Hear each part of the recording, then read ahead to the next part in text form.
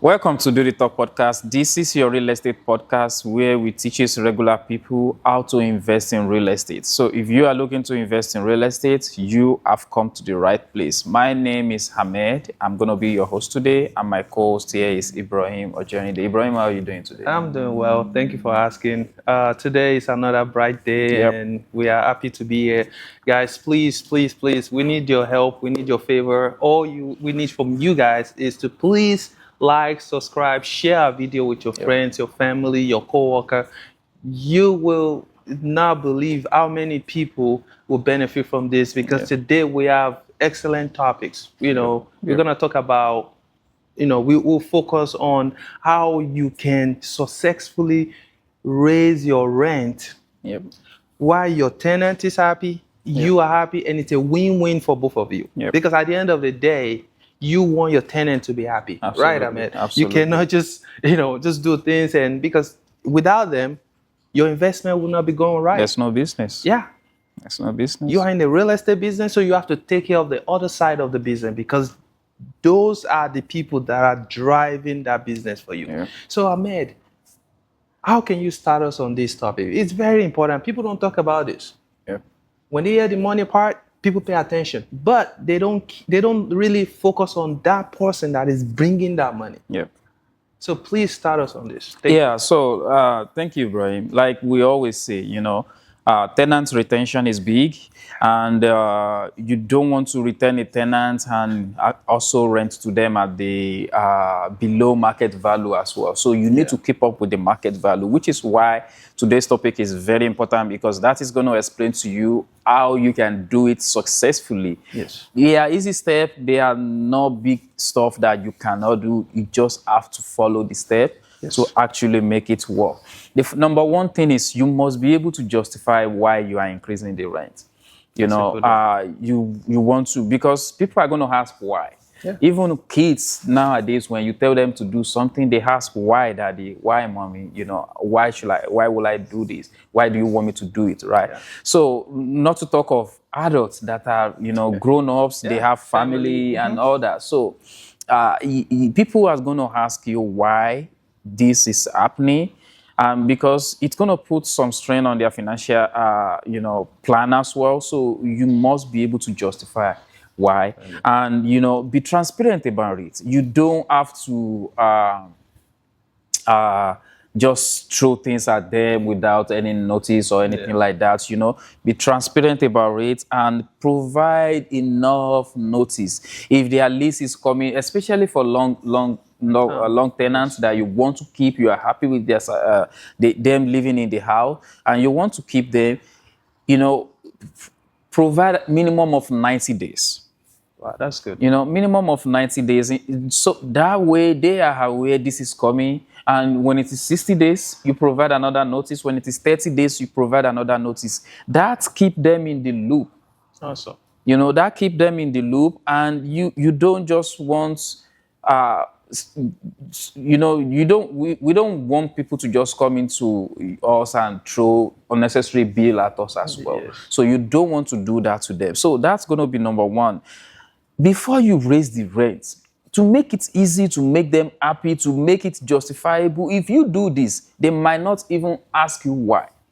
Because it is something feasible, it is something that they see themselves, and you might consider, adding some amenities into the house. Right.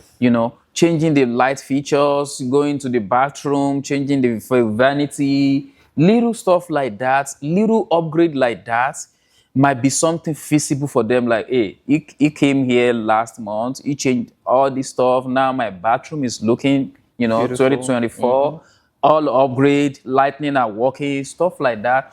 When you come back with the request of more rent, a reasonable one though, more rent, that will justify your action. So you really, really need to add value before you can make a request. And like I mentioned earlier, focus on relationship. You want to open yourself up for questioning. You want to open yourself up for feedback. That way, that give you also you to room to explain your thought process. You don't just want to force things down the throat of your tenants. That will make a happy tenant unhappy, and unhappy tenant is going to find another place to stay. Yes. It's just an easy fix, right? So you want to make sure you are providing value for the race, as well as you are doing it in a transparent way, as well as you are concentrating on you guys' relationship. You don't want to break anything. And if you can find a way to, this is another one, you can find a way to give them incentive while you are raising the rent. Find a way to give them incentive while you are raising the rent. Something of low value, but that make more sense to them. Maybe they've been asking, oh, we want our curb appeal to be done, and that is not part of you guys' agreement before. Yeah. You just don't feel like doing it. Now you want to do something like that. Curb appeal, it's actually add value to your house as well. Mm-hmm. Not them, but because it is something they've been asking for before now. Yeah. Providing it for them now justify why you are raising rent. You know, you just go back to adding value to people, and you want to make sure you are staying within market rent as well. You know, staying within market rent also justify, because so you and I know that sometimes when we buy houses, we take over tenants, right? Yes. Yes. A lot of these tenants have been in the house for years. Yeah. Like 5 years, 10 years, and the landlord has been so nice that they don't even bother them anymore with, you know, they've been paying. So there's this house that I'm helping a client to manage, and the tenant is paying 600. Yeah. Taking over the house, we notice that the rent in that area is 800. Are we going to raise the rent right away? No, we will let the term, the lease that they have runs out first. But before it runs out, we give them the terms if it is okay by them. You know, oh, we are coming in, we are fixing this, we are doing this, we are doing that, but the rent is going to go to this. If you cannot abide by that, then, you know, we know that it's going to be a benefit for us to get someone else in. But if they can stay, they have a track record of paying.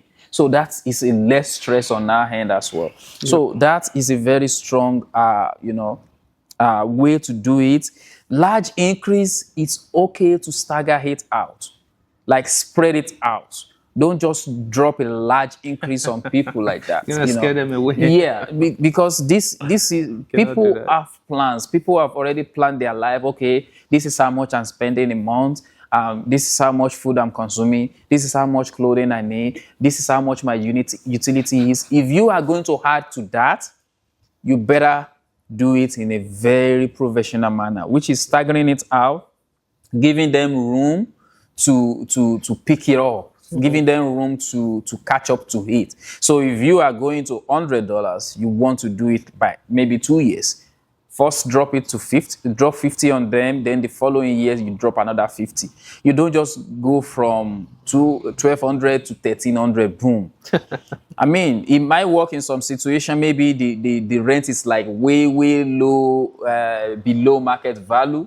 Yeah. But in a situation whereby you are just trying to get in, you know, a little bit of what the market increase has been between the time they move in and now, you don't want to drop huge amount on them. I always advise people stay within $35 and $75. That is the sweet spot right there. Stay within 35 and 75. If the market rent is 200, try to communicate with them if they can pay. If not, let them move out and you get a new tenant that can pay. Yeah. But if you want to increase the rent, I'm just going to say this, the sweet spot is within 35 in Indianapolis. I don't know any other market. Maybe another market might be, you know, somewhere you can go above that 35, but the sweet spot is going to be between 35 and 75, depending on how much they are paying right now. So, Ibrahim, yeah, these are the things that I think when you do it, you know, it can really help the transitioning of tenants paying more and all that. And you don't want to hurt their finances. You don't want to hurt them as well, because they've been good while they are staying in the house. Yes. Is there any other thing that you think, you know, our audience can picked up and implement to get the rent raise transition smooth and easy on the tenant as well. Yeah, thank you. I think you mentioned something about like if it's a big chunk of payment, you don't want to drop it on them. You have to split it out that way. And this happened because literally maybe you bought the property and the old landlord has been, just keeping the same rent, and they are back, like maybe short of like 200-300 of what the market value should be than the actual money that he or she is taking from them. So in that case, to catch up, you have to do it strategically. You have to be sensible because you don't want to send these people packing. At the end of the day, vacancy is going to cost you more than just the $200 or $300 difference that you want to catch up on. So I said it all. You have to just do it gradually, sensibly. That way, those tenants, and clear communication, because at the end of the day, they need to know why you are eventually going to $300 more on their rent. And the amenities. I mean, when you buy a property and you know that some few things are wrong in that house or are very outdated, and you want to catch up to like $300 more on rent. A sensible landlord, a strategic, a smart landlord would try to push something or try to update those stuff first. Because now you need to let that tenant feels like, okay, they are getting something valuable for what they are paying, because at the end of the day, if you leave it the way it is and you are increasing the rent, it's just make them feel like, okay, nothing has changed except for the management. Now the money is going up. However, if you come in, upgrade the house, now increase the rent. I mean, I'm just reiterating what Ahmed has said because you are hearing from a property manager. So everything he's saying here is valid. That's what he would do because it is the best practice. Okay. So that's Azio Property. Is the one, the director is. So if you want to manage your property really, or you have a question or anything, is the right person that will really tell you how to actually make more cash flow in a sensible way. I keep saying sensible because here we are not telling people to just rob tenants or like just make tenants feel uncomfortable. And you can literally make money in a strategic way in real estate where everyone will be happy. And that's part of the thing we are trying to share with you today. And I promise you, he's the right person to talk to on that, about management, about how to literally, get a lot of cash flow in your location, depending on the property you have, the location, the floor plan and everything. But it will do all the assessment, so you don't even need to worry about that. It will tell you this is what you can get. And you decide what kind of route you want to go, because we have talked about different strategy in real estate. Today it's not about that, but the point here is that when you are looking into someone who can manage your property, is your property can do that for you. Now, to answer your question, I'm just gonna back it up a little bit. What they need, you've talked about the most important one. The last one is still evolve around each other together. Like it's still a big piece, which is relationship.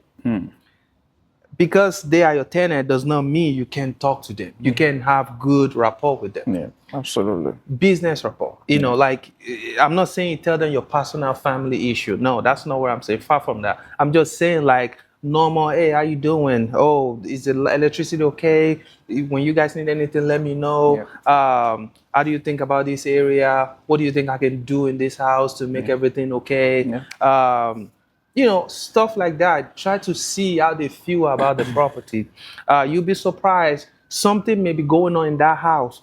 The fact that you have good relationship with them is what will make you know and see how you can upgrade or do something to fix that problem. But if you have a bad relationship with them, they might choose not to tell you. And at the end of the day, it will hurt you as the owner of the property. You are a property manager. You cannot know even more beyond what I'm saying. So relationship is very key. And how can you wrap everything up for us? Because at this point, I'm passing it back to you because this is your field. So Ibrahim, you mentioned something really, really crucial.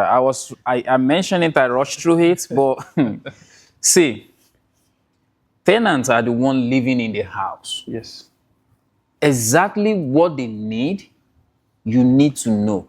Yes. If you want to add value so that you know they can feel like, oh, I'm getting this, now I have to, you know, it's just getting value for what they are paying, right? If you want to provide that value, you don't want to do something they don't need. Yes, definitely. Okay, now you go ahead and get them more trash can. And they don't even have. They've not filled the one that they have already. That just doesn't work. So with what you said, personally communicating with them. Yeah. How? What? When? Yeah. Those questions. When do you think I can do this for you? How can I do it? What do you really want? Yes. Those 2-3 type of questions will bring out some things. Yeah. If it is something you cannot do, be open. I have a tenant that just said, oh, I need gravel poured at the back of the house. It's a little muddy. I'm like, right now, we are really trying to stay afloat. The owner is not making a whole lot of money. Yeah. So now it's not a perfect time. However, I can see your window is kind of open upstairs. Is it okay if we change the entire window? And it's like, absolutely. Yeah. You know, the winter is coming. I've meant to. That is going to add value to the house, Yes. but it's going to make their life easy as well. Yep. Gravel is just something on the outside. Yeah, they that's just extreme. they just want it. They don't really need it. But you see something they need and it's going to add value to the house. You point that out and you do it. That is a very tactical way to approach it. Yes. And it works. Just try it and it's going to work. Until next week, guys. Make sure you share our video and Please. we'll see you next week. Please. Thank you.